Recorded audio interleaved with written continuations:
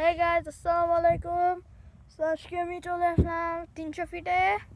এটা আমার গাড়ির উপর একটু রেস্ট করছি। চলুন জায়গাটা আপনাদেরকে দেখানো যাক। তো দেখেন এখানে অনেকগুলো জমি আছে এবং অনেক কাশফুল। দেখেন একটা সান আছে, সান দেখানো যায় না, এখন বিকাল হয় নাই।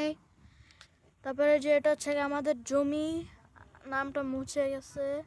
তারপরে এখানে কলা গাছ আছে। তারপরে যে এটা হচ্ছে গিয়ে আমাদের কার, এবং এটা হচ্ছে গিয়ে আমাদের জমির যে খেয়াল রাখে, মানে যে দেখাশোনা করে, টেক কেয়ার করে, ওনার বাইক।